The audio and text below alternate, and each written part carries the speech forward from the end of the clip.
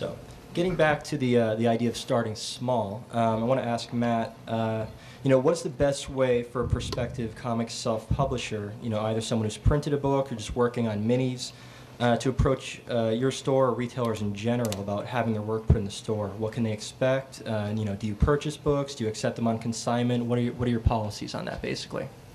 Well, again, I can only speak for myself. I can't speak for other stores' policies. We'll take almost anything if it's on consignment because it's no skin off our nose. We'll take usually 5 copies of a book. Usually we do 50-50. You price it.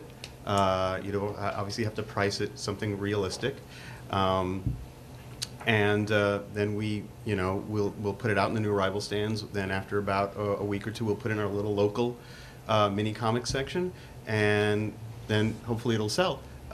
If we're really impressed with it, then we'll promote it a little bit. We might display it a little more prominently.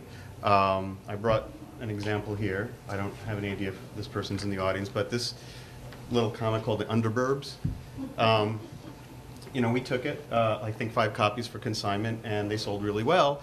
And so after time, we're just buying these outright now when he comes by because it's proven itself. But usually, yeah, unless something just completely blows our minds, we're going to hedge our bets and take it on consignment. Now, depending upon what kind of distribution you want to get, if you just want to hustle and hit the local greater Boston area stores, you'll get some mileage out of that. But if you want to get any kind of nationwide, comprehensive distribution, then obviously you're going to have to get with the distributor, most likely Diamond Comics distributors, and that's a whole nother level, a whole nother entry level.